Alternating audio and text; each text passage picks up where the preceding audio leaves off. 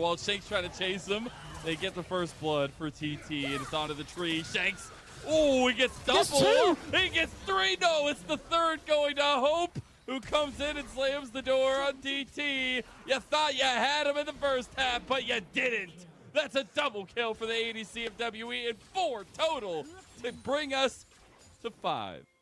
And out of nowhere, TT finally try and make a play. They pull off that Vi ultimate and they try to catch someone in WE's jungle after that Nature's Grasp from Maokai was unavailable after the bot lane dive. But the reason it caught me off guard is because they hadn't done it this entire game so far. Yeah, I understand that the Dragon's coming up. You're trying to prevent WE from once again getting control over this area. But there's many dashes. Like, hang on, how did he get to melee range? But TT, very orderly retreat from that mid lane. They end up getting out of the range of the Maokai. It allows them to survive the Maokai, take away the Akali too.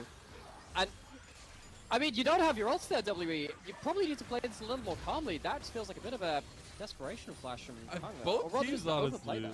They're on the knife's edge here. Like, both teams, there's so much tension, it feels like, this one. Everybody's kind of second-guessing themselves, not going all the way in. We're getting the want to flash over the wall and getting engaged, not enough range, realize that back off. But I think that's where some of the reservation for Team WE has been, again, refreshing, because they have a composition where they are fine in this kind of situation. They don't need to force. They are winning the game. They don't need to force a fight that they don't need to to do. And that's exactly where I'm like, well, why are you flashing over that wall there? Why are you making, trying to make that play at that point? You've just used your big ultimates. There's no point to put things in. Goes down, and so does the rest of WE. You never thought Hoya would come in, did ya? And he does, changing it. He didn't have the teleport. We were just sat there thinking, yeah, well, he's left alone on his island. The island has crash landed into the mid lane. Prepare for his arrival. Slams through the ultimate. And you know how that's possible? The extended blast cone range. We're on that Chemtech Rift again. He flies in over the wall later into that play. Watch your eyes, keep your eyes peeled for that one, because TT, they forced the play on this one. They used that Maokai ultimate. They catch them out of position. It's a pretty good intro into this fight, all things said and done. Particularly because, actually, while we're looking at all this, Lucian's not there either. This is not an uneven numbers fight. It's actually even numbers at the start of it for a big cleanup fight for Azeri. Look for that Maokai ult to catch someone out of position. But WE pulling the trigger next. We have 2 item spikes pretty much across the board for WE, and they are pouncing with it. Huanfeng in trouble too, over the wall. He's going down, son. Shin Liu's down 2, double kill for Hope. And just like that, the snap of a finger, you lose everything for TT. Ruthless pounce from Team WE. We were praising TT for overcoming the early slump, but the playmaking is still there. Hong finds the target. Shanks finds the target. They get onto the key carries, and now it's on Hoya to stop the Baron.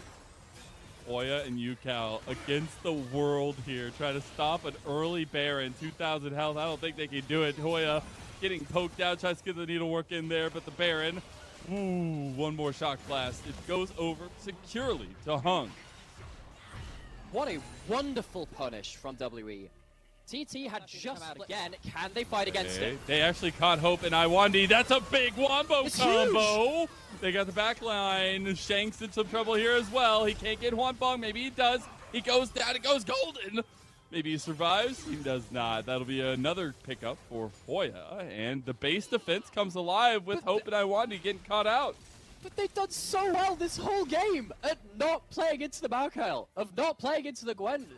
We talked about a New Hope. This is Huanfeng Strikes Back. The Zeri has 3 items now, and the one time where the ultimates are available, TT do an awesome job of finding their own ability to thread the needle. This is such an overstep. Maybe they thought this game was done, and for all intents and purposes, if they played it out the way they had done so far, it should have been. The WE split. They get caught out by the Maokai ult. They've done such a good job of denying beforehand, and they just get exploded. Yeah, I mean, Beishuan was waiting for a good minute for that play. Goes golden! Big shock blast from TT! And Yukao's come to town! They find Hung! They find a Quadra! Can he get a Penta? No! Shanks denies the Penta! Denies TT! And Shanks will be the monster of your nightmares! He is the demon in the night. He is the emperor in the mid lane. This game, Azir gameplay in the late game. TT were that close that close to once again threading the needle, but they couldn't quite make it happen. I am shook, Mazel. I am shook. That should not have been that close for TT. Make it so close. Oh my god, we almost had a double penta. That would have been insane. Oh, what a finish from WE to close out a clean 2-0 over TT. Hang on. Say that again. Close out a what, Mazel? Close out a clean 2-0. Clean 2-0. On paper, it's clean 2-0. You see a 2, you see a dash, and a 0. That's clean, right? We might have to take it some vocab lessons on that one, because I'm struggling. 6. Baolan needs level 6. They're trying to get the tidal wave. Okay, they're going to TP Ching in. They're going to go in first, though. They already get Baolan. As Betty gets the kill. Sword Art takes the shot. Oh, Ping Z going back in. Gets sleep. Ching gets the kill. And welcome to the LPL, baby. Oh, first involvement in the game. Gets an assist that dive. And it looked like it was completely fine at that point. Gotten away that teleport. Managed to get at least one kill, but it is a massive overreach after that point. And now Ching, first kill on that Zoe. Zoe with gold, very, very difficult for anyone's Legend to deal with if they start comping up with Sejuani else later into that game. Gonna go back into the replay to see, of course. Mid lane master Zoe Ching coming in here and giving Ping Z the workaround a little bit. Ning, trouble, he's just kind of sitting still there. Tidal wave comes across just in case. Yeah, I'm not sure about that one. That's some chaos going around a little bit, Nightmare. I think that was less of like an ocean wave and more like a wave goodbye, because that was going nowhere near any He wanted to make sure he was washed off. Didn't want any of the like electricity. I mean, I guess water and electricity. Anyways, let's go away from that one. No. Where the hell was that going? Betty at least is trying to walk forwards. Ning still has the ult. Forwards. Oh, Glacial Prison just barely misses, and then the flash afterwards. So Betty might get return ganked, but that was a big play to get out of a potential punish. So is Harry. ZDZ flashing out. Ching gets damaged down, but Xiaohao splat against the wall just like a spider, and that is Baron for Ultra Prime unless AL can contest. Zeri is let off the chain in that fight. Now AL need to get back onto this objective. They don't have a smite, they have a shock blast, but that's all they've got really. Ping Z, he has Emperor's Divide. Is he going to find the big play? Ching waiting on the side. The Baron left to Ultra Prime as AL lick their wound. Oh, we asked this bot lane from Ultra Prime to once again, it's been the theme of the day, step up, be counted for, make the big play, carry your team. And now sat 3-0-2. We saw it from Betty and Sword Art in the first game. You've hit those three items. They can though. Doggo's flashing forward. Doggo's going for it. Ning does have to set up the TPs now coming in from Harry. They've gotten Betty. They've gotten them all. They've taken down AL. Ping Z waited way too long to put down the Emperor's Divide. A triple kill for the Ultra Prime mid laner. And Ultra Prime streamed back for a comeback in game 2. And that anyone's legend turns into their own personal nightmare. Doggo off the chain again, finishing the game at 5-0-5. Finally finds a chance to wreak havoc on his opponent's team fight. They did indeed. It was executed from start to finish, it felt like, for Ultra Prime. Ching in the mid lane having an incredible performance against Ping Z on the Azir. And we're going to game 3 between AL and Ultra Prime. We were denied it in the first series, 2-0. That one in this second one, though, we've seen a step up from both of these bot lanes playing that Zeri Yuumi, showing what can be done in those late game team fights. And now we have to see, okay, evolution from game 1, from game 2 to from Ultra Prime, managing to clean up a couple of those rough edges we were talking about. Even though it came down to some more tenuous objective fights towards it, they stuck it out in that late game. They allowed themselves to scale into a point where they could destroy those team fights. Yeah, it was honestly impressive. And honestly, we've seen both sides destroy with the Zeri Yuumi.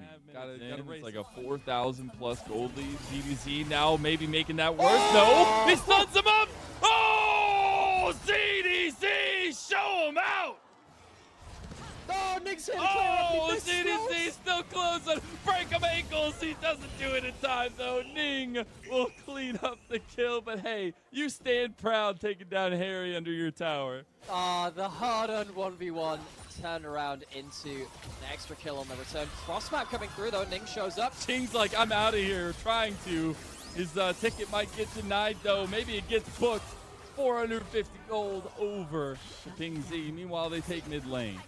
That is a very strange... Routing AL, they're on the wrong side of the fight, but Benny, can he have the AoE? He doesn't have it. ZDZ's back. He's down. He can't do Ultra it. Prime. Easy ace across the board and eliminate AL. The sleeping giant doggo wakes up in that fight. We saw it before on the Zeri, and on the second game in this series for that champion comes up clutch. The team fights have been hard-earned for Ultra Prime, and it's going to be a hard-earned, what looks like dominant position now in this third game, where they can finally look towards that first series win for this year. Man, Dargo just needs to take a bow after this one. The come up of this man, we've seen, he came onto the world stage and made the biggest splash for the PCS, and now we're getting to see, after a year of trials and tribulations coming in, even the start of this split, this man is popping off. Have no hopes, and Ultra Prime with the 509 Dargo have bursted onto the scene with their first series win.